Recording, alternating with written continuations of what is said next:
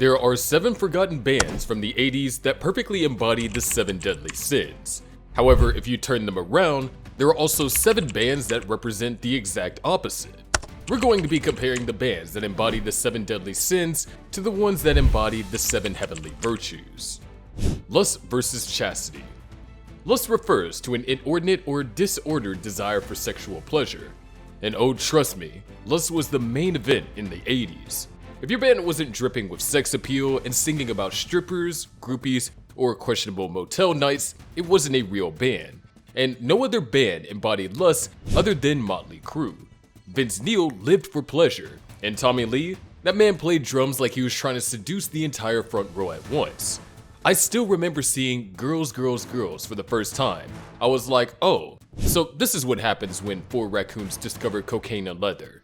They weren't just playing music, they were doing wheelies through a strip club while women in fishnets danced around them. I swear Fog Machines had more screen time than half the band. The opposite of lust is chastity, which refers to purity and self-control, especially when it comes to resisting the temptations of sexual indulgence. Now, in the 80s, that was practically a revolutionary act. While everyone else was grinding on stage in leather thongs, Stryper showed up dressed like bumblebees sent from heaven, singing about God and morals like they accidentally wandered into the wrong decade. While other bands were backstage with groupies, Stryper was probably backstage praying. Michael Sweet's voice could hit notes that sounded like they were blessed by God. The music video of Honesty was basically just a prom night at a Christian high school. There were candles, soft lighting, long flowing hair, and not a single stripper pole in sight. It was like the anti-Mötley Crüe. Greed versus generosity. Greed is an insatiable desire for material gain, possessions, or social value, such as status or power, often at the expense of others. Greed in the 80s wasn't about wanting a little extra, it was about grabbing everything in sight. More money, more fame, more chaos. Guns N' Roses were the living, breathing middle finger of greed. They rolled into towns like outlaws with a record deal, snatching fame and fortune. Welcome to the Jungle wasn't just a music video, it was a warning sign. You watch Axl go from wide-eyed small-town kid to leathered-up rock god in under 4 minutes. It was a fast-track lesson in how fame eats you alive if you let it. If that kind of rise and crash fascinates you, hit like and subscribe because we got more stories that pull back the curtain on the beautiful, brutal chaos beyond the spotlight. Generosity is the opposite of greed. It is the selfless giving of time, energy, or resources, choosing substance over status and meaning over material. In the 80s, when everyone else was chasing limos and lighting cigars with record contracts, U2 was out there waving white flags and trying to save the damn world. These guys didn't care about gold chains or penthouse suites.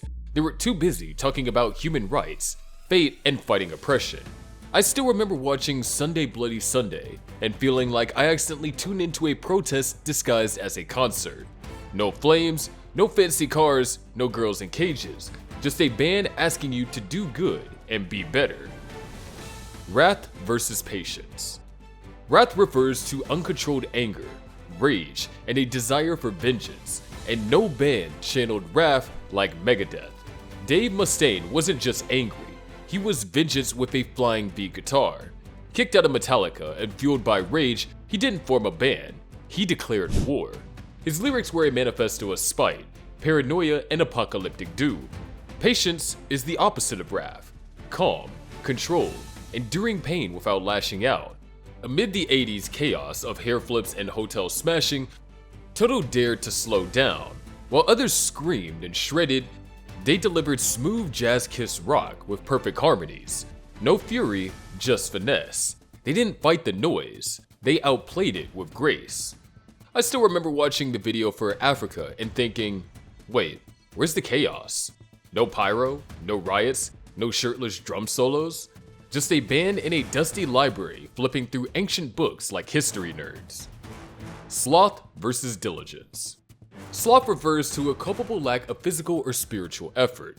It's that checked out feeling where you're alive but barely showing up.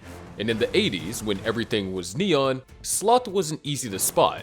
But trust me, it was there, hiding behind oversized sunglasses and sluggish tempos.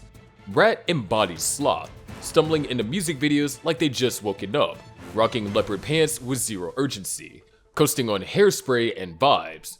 In contrast, Iron Maiden was pure diligence. While Rat lounge, Maiden charge. Every album had a concept. Every tour felt like war. Bruce Dickinson didn't just sing, he led. They didn't just play, they galloped. Where Rat drifted, Maiden delivered. Relentless, focused, and always grinding, even when no one was watching. Their song, The Trooper, was basically a history lesson in disguise.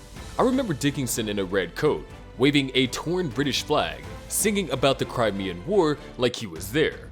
No glitz, no glitter, just amazing bass lines and crazy accurate history. Iron Maiden didn't rest, they studied, practiced, and pushed. While other bands were busy looking cool, Maiden was writing songs about poets, plagues, and political revolutions.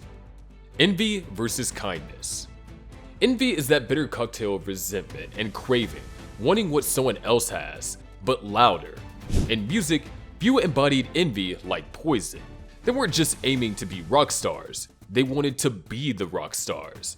Flashier than anyone else, louder than whoever topped the charts last week. Bret Michaels looked like a walking shampoo ad and sounded like your wildest party's host, and that worked. Poison didn't just want fame, they wanted everyone to want to be them. It was exhausting and iconic all at once. Kindness, though, is envy's quiet opposite. It's empathy, compassion, sincerity. Things that didn't grab headlines in the 80s, but some bands were built on it, none more so than REM. While others chased pyrotechnics and scandal, REM chased meaning. They didn't care about being louder or prettier. Michael Stryper wasn't a rock god, he was a poet with a mic. You could feel the weight behind every word. Watch the video for Everybody Hurts. There's no fire, no leather, no stunts, just traffic. People stuck, lost, silent, and yet it speaks volumes. REM didn't preach kindness, they lived it, wove it into their lyrics, into their presence, into a world that was too busy screaming to listen. Where Poison demanded attention, REM earned your quiet respect. That's the difference. That's the power of kindness. Pride versus humility.